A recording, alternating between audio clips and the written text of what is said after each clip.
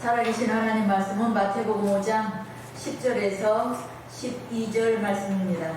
세 개 구절이니까 다 함께 읽으시겠습니다. 시작. 의를 위하여 박해를 받은 자는 복이 있나니 천국이 그들의 것임이라. 나로 말미암아 너희를 욕하고 박해하고 거짓으로 너희를 거슬러 모든 악한 말을 할 때에는 너희에게 복이 있나니 기뻐하고 즐거워하라. 하늘에서 너희의 상이 큽니다. 너희 전에 있던 선지자들도 이같이 박해하였느니라. 아멘. 예수님께서 말씀하신 산상수훈의 팔복 중 마지막으로 의를 위하여 박해를 받은 자의 복입니다. 앞에서 7가지 복을 말씀하셨는데 그 내용들도 우리가 저 사람 복 있네 라고 생각한 거하고는 전혀 반대였어요. 거의 다 반대였습니다. 그런데 8번째 복은 가장 도전적이에요. 우리가 전혀 하고자 하지 않는, 싫어하는, 원치 않는 것을 기뻐하라는 거예요. 의를 위하여 박해를 받은 자는 복이 있나니 천국이 그들의 것이니라 하십니다. 전에 그 흑석동에 있는 교회에 다닐 때 중앙대학교에 가끔 주일날 예배 끝나고 들어갔었어요. 그러면 그 들어가는 앞에 정문으로 들어가다 보면 의에 죽고 참에 살자 이런 문구가 딱 크게 쓰여 있었습니다. 제가 찾아봤더니요, 1960년 4.19 혁명 당시 불의한 세력에 맞서다가 희생된 중앙대학생들을 기리는 말로 중앙대학교의 교육 이념이자 정신이다 라고 인터넷에 설명되어 있었습니다. 정의와 진리를 추구한다는 의미죠. 그러면 그 학교를 졸업한 학생들은 정말 정의를 위해 죽고 진리를 따라 사는 사람들이 될까요? 요즘 서울에 있는 명문 대학교 학생들이 중간고사에서 인공지능을 이용한 부정행위가 드러나서 재시험을 치른다고 발표하는 것을 보았습니다. 부정을 저지르는 학생들은 부끄러운 일입니다. 그런데 그렇게 바르게 교육하지 못한 그 학교 전체가 부끄러운 거죠. 의로운 일을 하고도 그런데 욕을 먹을 수가 있습니다. 그러면 이제 억울하죠. 열받죠. 그런데 예수님은 억울하고 열받으라가 아니라 복이 있다고 하십니다. 복이 있다. 중요한 것은요, 여기서 의가 무엇이냐라는 것입니다. 11절에 의가 무엇인지, 박해가 무엇인지 예수님께서 다시 설명을 해주세요. 나로 말미암아 라는 말씀으로 인해서 내가 의다 라는 거예요. 나로 말미암아 너희를 욕하고 박해하고 거짓으로 너희를 거슬러서 모든 악한 말을 할 때에는 너희에게 복이 있나니 라고 하십니다. 앞에서 7가지 복은 3인칭으로 되어 있어요. 심령이 가난한 자가 주어고 그들은 복이 있다. 그 천국이 그들의 것이다. 그래서 3인칭으로 쓰여 있습니다. 그들이 위로를 받을 것이고 그들이 배부를 것이다. 이렇게 말씀하세요. 그런데 오늘 말씀에서는 나 그리고 너희가 박해를 받으면 너희에게 복이 있다. 이렇게 말씀하시는 거예요. 의를 위하여 박해를 받는 일은 예수 그리스도를 말미암아 욕을 먹고 박해를 받고 거짓 중상 모략을 당하고 온갖 악한 말을 듣는 것입니다. 즉 제자들이 예수님 때문에 당하는 박해입니다. 예수님을 따르고 예수님의 뜻대로 살기 위해서 당하는 치욕과 수모, 예수님 때문에 들어야만 하는 모든 비방과 악한 말들입니다. 9절에서 화평케 하는 자는 복이 있나니 라고 말씀하셨습니다. 저들이 하나님의 아들이라 일컬음을 받으리라 하셨는데, 우리가 화목을 하려고 해도 원치 않는 자들은 엄청나게 많아요. 애써서 화목하게 지내려고 해도 거절을 합니다. 오히려 욕하고 비방한다는 말씀이에요. 오늘 말씀은 너희가 화목하고자 하나 저들이 비방하고 욕한다. 모욕과 수모를 줄 수 있습니다. 우리에게 온갖 거짓으로 악한 말을 하는 것은 전혀 근거가 없고 사실이 아닌 것을 악의적으로 만들어서 퍼뜨리는 것을 뜻합니다. 요즘에 말하는 악플 또는 가짜 뉴스라고 할 수 있어요. 예수님께서 마지막 십자가에 돌아가시기 전에 제자들이 예수님의 오른편 우편에 앉게 해주세요 라고 싸울 때에, 그때서야 예수님께서 너희가 출교당하고 환난당할 거야. 그러지만 두려워 말라, 내가 세상을 이겼다 라고 말씀하시는 것이 아닙니다. 예수님께서는 오늘 마태복음 5장 처음 주님을 따르는 제자들에게 예수님을 따르는 것은 박해를 받고 비방받는 것이다 라고 말씀하시는 거예요. 그러면 누가 선뜻 주님 제자 하겠습니다, 따르겠습니다 라고 나설까요? 처음부터 제자라고 부르셨는데 너희들은 온갖 박해와 비방을 받고 욕을 먹고 그럴 거다라는 거예요. 그러면 어떻게 주님의 제자가 되겠다라고 따르겠냐고요. 제자들은 주님을 따라다니면서 예수님께서 행하시는 모든 기적, 능력을 보고 예수님의 제자가 된다는 것은 박해받고 모욕받고 수욕당하고 하는 것이라는 사실은 거의 이해를 못했어요. 그래서 좌편에 우편에 앉게 해주세요 이렇게 말한 겁니다. 그런데 이런 핍박 아래서 제자들이 보일 반응이 무엇이라고 말씀하세요? 기뻐하고 즐거워하라. 핍박당하고 욕먹고 수치를 당하는데 어떻게 기뻐합니까? 그들에게 보복하거나 주님께 삐지거나 자기 연민에 빠지거나 이를 악물고 견디거나 학대를 즐기는 채 하는 것이 아닙니다. 기뻐하고 즐거워하는 것입니다. 우리가 보기에는 이 정상적인 사람이 아니죠. 박해당할수록 기뻐한다고요? 우리가 기도하는 것은 핍박당하지 않기를 기도하는 경우가 더 많죠. 지금도 핍박당하기 싫으니까요.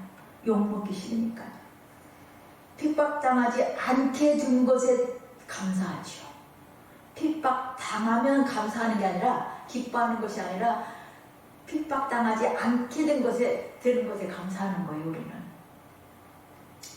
어떤 목사님이 교인 집에 신방을 갔는데 문전 박대 당하고 면박을 당했어요. 기쁠까요? 근데 예수님 말씀대로 하면 어때요? 기뻐해야 되는 겁니다. 다른 집에 갔는데 너무나 반갑게 맞이하고 음식을 잘 만들어서 대접했습니다. 그래서 온 가족이 건강하고 돈 잘 벌고 아이들이 원하는 학교에 합격하고 승진하게 해주시라고 온갖 축복을 다 빌어줬어요. 그리고 나올 때는 봉투까지 줬어요. 목사님은 언제 기뻐해야 합니까? 문전박대당했을 때입니까? 봉투까지 받아들었을 때입니까? 이것이 사역하는 묘미지라고 기뻐하게 되는 때가 언제냐고요. 언제 기뻐해야 합니까? 어떤 개척교회 전사님이 신방을 가셨습니다.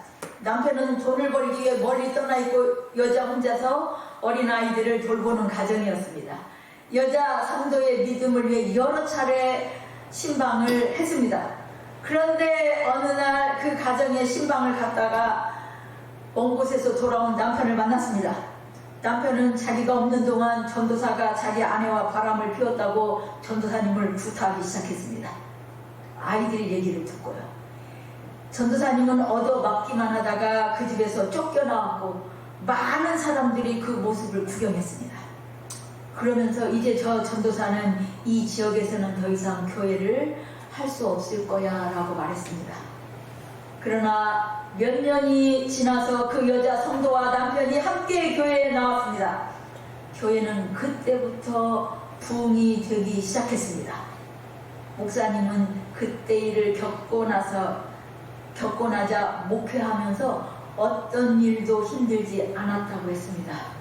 그 목사님이 바로 일심교회, 저 신기중학교 앞에 있는 일심교회 개척하셨던 김상수 목사님이십니다. 그 교회가 바로 저희 교회 뒤에 있는 지금 진리의 교회. 진리의 교회에 있던 자리가 일심교회였어요, 원래. 그 교회 개척, 전도사 때 개척하셔가지고 이 시장 사람들이 다 보았대요. 난리 치는 거를. 두들겨 받고.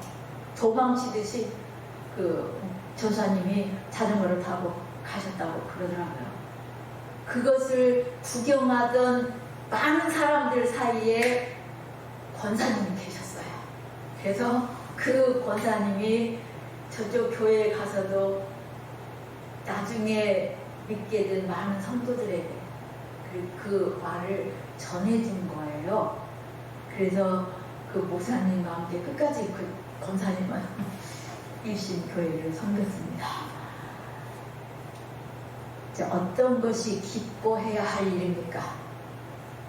저희가 신대원에서 교육을 받을 때 젊은 전도사님들이 갖고 있는 꿈과 희망은 뭐였냐면요, 능력받아서 유명한 목사가 되고 큰 교회 부흥시켜서 영향력 있는 이 목회를 하는 것, 이게 대부분의 꿈이었어요. 예수님께서 지금 하시는 말씀하고는 정반대의 꿈을 꾸는 겁니다. 그 목사를 지향하는 그 전도사님들만큼이라도 다 무엇을 위해서 준비해야 되는 건데요.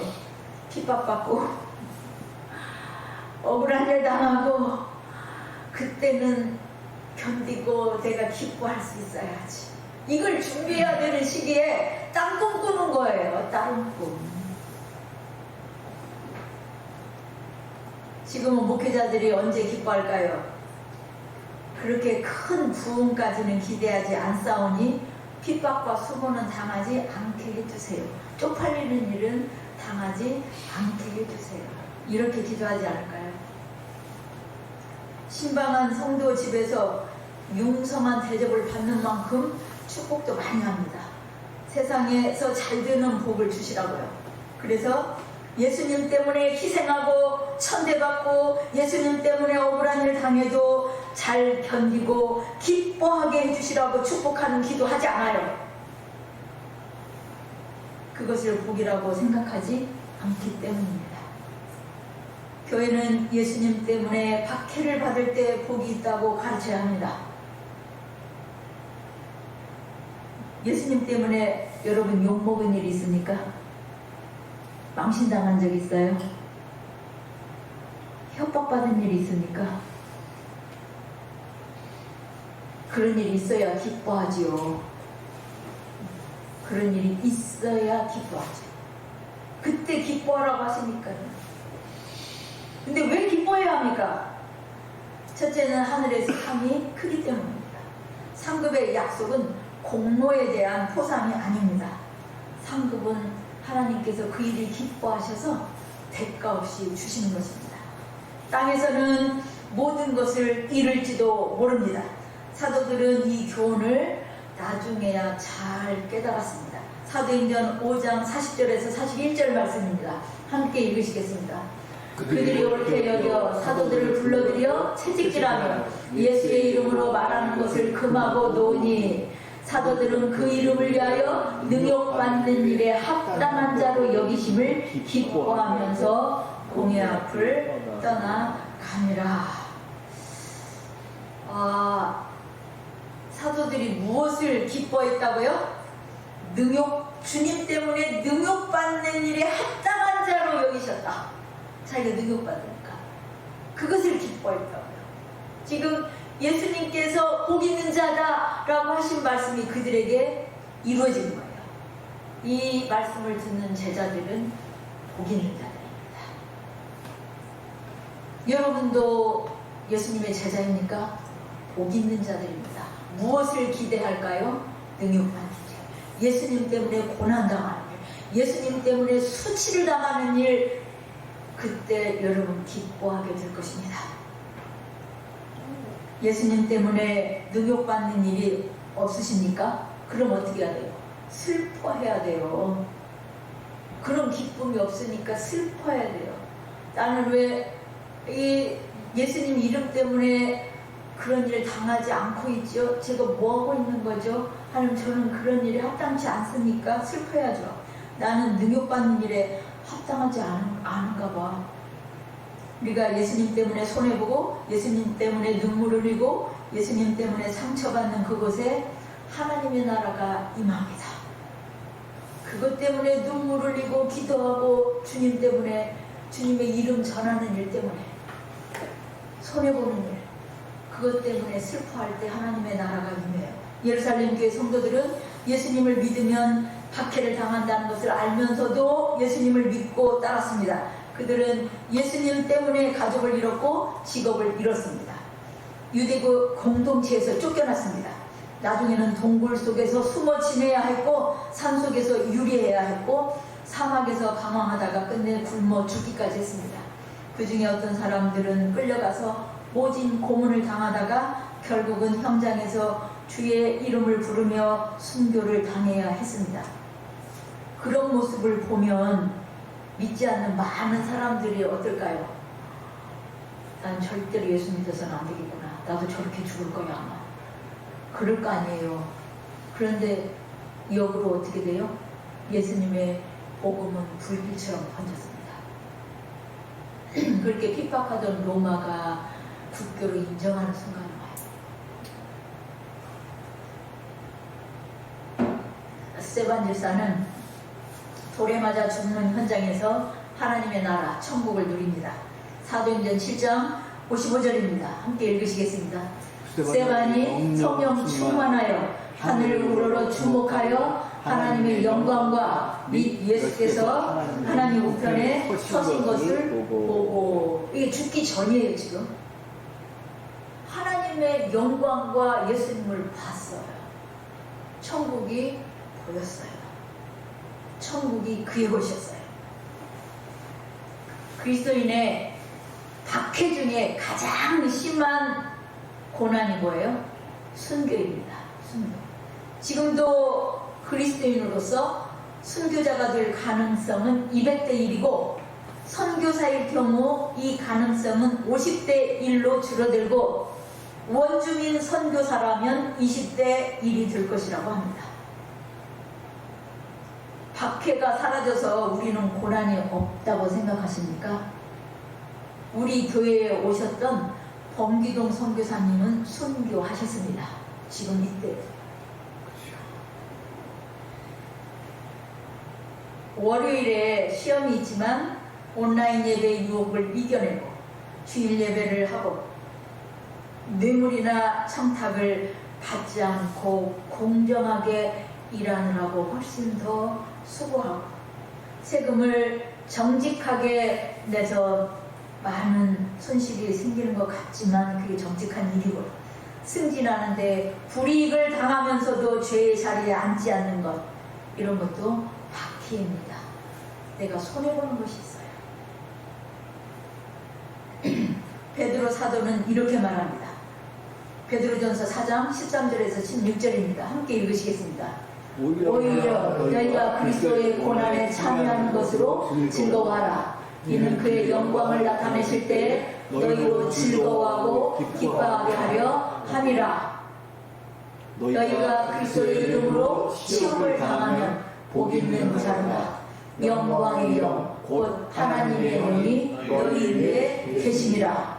너희 중에 누구든지 살인이나 도둑질이나 악행이나 남의 일을 간섭하는 일로 고난을 받지 말려니와 만일 그리스도인으로 고난을 받으면 부끄러워하지 말고 도리어 그 이름으로 하나님께 영광을 돌리라. 아멘. 자, 이렇게 말하는 베드로의 과거를 생각해 보십시오. 베드로 사도는 예수님 살아계실 때, 이 땅에 계실 때에 모른다고 3번 부인했고, 부인한 이후에 엄청나게 통곡했습니다. 부인했기 때문에요. 이제는 예수님 이름으로 치욕당하는 것을 복이 있다라고 전하고 있습니다. 베드로 사도는 이 땅에 사는 마지막 날까지 예수님 때문에 고난당하는 믿음의 형제들을 위로하고 격려하다가 순교했습니다. 바울 사도는 루스드라에서 복음을 전하다가 돌에 맞아 죽은 줄로 알고 성 밖으로 내쳐진 일이 있습니다. 그러나 다시 일어나서 그 성에 들어가 복음을 전했습니다. 그는 심한 고난을 당하여 살 소망까지 끊어지고 사형 선고 받은 줄 알았다고 했습니다. 고린도후서 1장에서요. 마지막 로마에서 참수형을 당했습니다. 무엇이 바울 사도로 하여금 그런 끔찍한 박해를 받으면서도 마지막까지 복음을 전하게 하는 힘이 되었을까요? 그가 말합니다. 현재의 고난은 장차 우리에게 나타날 영광과 비교할 수 없도다. 장차 우리에게 나타날 영광과 내가 참수당하는 건 비교도 안 된다는 거예요. 이걸 알았어요. 우리는 우리의 못되고 괴팍한 성격 때문에 욕을 먹으면서 예수님 때문에 핍박당한다고 생각할 수도 있습니다. 착각할 수도 있어요. 자신의 무능력 때문에 회사에서 욕먹으면서도 내가 믿는 것 때문에 미워한다고 생각할 수 있어요. 자신의 잘못 때문에 어려움을 당하면서 주님 때문에 지는 십자가라고 생각할 수도 있습니다. 나의 십자가야 내가 져야지 뭐. 그게 자신의 십자가입니까? 자기의 못된 성격 때문입니까? 미주에서 30여 년 동안 교정 선교를 하신 오네시모 선교의 설립자 김석기 목사님이 영주권 문제로 2번이나 살해당했던 이야기가 국민일보 역경의 열매에 실려 있습니다. 지금 연재되고 있어요. 교정 선교는 교도소 선교입니다. 어느 날 지인 한 명이 찾아와서 영주권 이야기를 꺼냈다. 영주권이 없으면 길에서 잡혀간다던 그의 말에 겁이 난 우리는 그가 소개한 젊은이를 만났다. 그 젊은이는 우리를 서명하게 하고 이민국에 데리고 가서 취업 허가증도 받게 해줬다. 우리는 그것이 영주권이라 믿고 안심했다. 그러나 뒤늦게 그것이 모두 사기였다는 사실을 알게 됐다. 지인도 그 젊은이도 자취를 감추었다. 어찌할 바를 몰라 신문 광고를 보고 또 다른 회사를 찾았다. 교회의 안수 집사가 운영한다는 말에 신뢰가 갔다. 그런데 이번에도 속았다. 나는 웨스턴과 7가 교차로 있는 맥도날드에서 그를 만났다. 영주권 진행 상황을 묻고 돈을 돌려달라고 사정했지만 한 푼도 돌려받지 못했다. 몇 개월 동안 한 주도 빠짐없이 그를 만나서 사정했지만 받지 못했다. 그는 거짓말만 계속했다. 내 마음은 상처와 분노로 찼다. 남편으로서 아버지로서 가족을 지키지 못하고 고생만 시키고 있다는 자책이 나를 더욱 옥죄었다. 그날 나는 화장실에 들어가 앉은 채로 주님께 따졌다. 주님, 이것이 저를 이곳에 부르신 이유입니까? 그러면서 돈을 돌려받게 해달라고 간절히 기도했다. 한참 후 이상한 평안이 찾아왔다. 그리고 이런 생각이 스쳤다. 그 사람이 바로 너를 변화시키기 위해 하나님이 보내신 도구다. 그 순간 분노가 감사로 바뀌었다. 나는 그에게 찾아가 돈을 돌려주지 않아도 된다. 걱정하지 말라고 말하고 돌아왔다. 돌아오는 길 나는 큰 깨달음을 얻었다. 내가 살아온 방식이 늘 편법이었다는 것이다. 사람을 의지하고 돈으로 해결하려고 했던 그동안의 삶의 방식이 드러난 것이다. 하나님은 바로 그런 잘못된 삶의 원리를 바꾸시기 위해 사기꾼들을 내 앞에 두셨다는 것을 알게 됐다. 나는 결심했다. 정로로 가겠다고. 이민국에 가서 내 사정을 솔직히 털어놓았다. 불법을 행한 나를 추방하신다면 한국으로 돌아가 처음부터 다시 시작하겠다. 그런데 직원은 뜻밖의 말을 했다. 다시 한번 기회를 주겠다. 신청해보라. 나는 그날 처음으로 정로의 길이 열리는 경험을 했다. 미국에서 영주권을 받는데 모든 한국인들이 겪게 되는 과정들의 이런 사기꾼들을 만나는 경험을 거의 다 해요. 왜요? 정당한 방법을 거치지 않고 법에 규정된 대로 하지 않고 돈으로 빨리 영주권을 얻어서 쫓겨나지 않으려고 한국으로 되돌아가지 않으려고 하는 방법을 거의가 다 사용해요.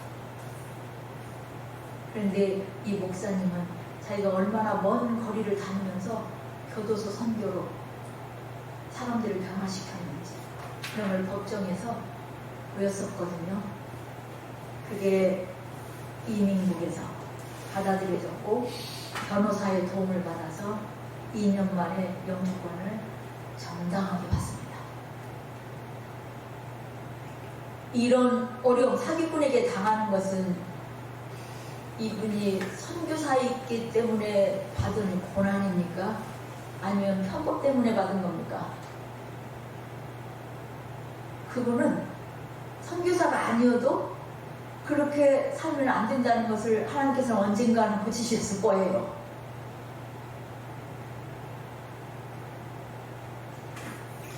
그런 것도 하나님께서는 우리에게 복이 되도록 하셔서 나의 잘못된 점을 고치십니다.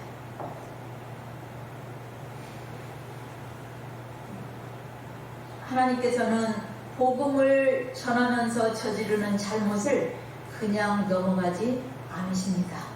우리를 선교하는 과정에서도 전도하는 도중에도 우리를 빚으시고 더 깨끗하게 하십니다. 예수 그리스도의 이름으로 편하게 풍요를 누리며 그리스도 안에서 하는 일마다 잘 되리라는 생각을 버려야 합니다. 오늘 예수님은 너희가 내 안에 있으면 모든 일이 원하는 대로 뜻대로 잘 되리라가 아닌 거예요. 지금 영적으로 잘 되는 거죠. 예수님은 예수 이름 때문에 너희가 욕을 먹고 박해하고 너희를 거슬러 모든 악한 말을 할 때에 너희에게 복이 있다. 기뻐하고 즐거워하라. 하늘에서 너희의 상이 크다고 하십니다. 핍박은 진정한 그리스도인을 보증하는 표시입니다. 예수님께서 그러시죠. 이전에 선지자들도 그랬다. 그렇게 고난당하지 않고 사람들이 듣기 좋은 말만 했던 선지자들은 다 가짜였다 라고 말씀하시는 거예요. 핍박을 받는 것이 참된 선지자들의 몫이고 모든 사람들에게 인기 없고 부요하게 되는 것은 거짓 선지자들의 몫입니다. 예수님께서 말씀하신 팔복은 우리가 갖고 있는 복의 개념을 완전히 뒤집어 놓습니다. 여러분, 예수 믿고 부자 되고 육신으로 안락하고 즐거움을 누리고자 하십니까? 그건 처음부터 잘못됐어요. 태도가 잘못됐어요. 예수님은 따르는 길이 박해받고 욕먹고 고난당하는 길입니다. 그렇지만 십자가의 길이 복된 길이요 영광의 길이요 천국을 이 땅에서도 누리는 길입니다. 박해받고 예수님 때문에 고난 받으실 때 기뻐하시기 바랍니다.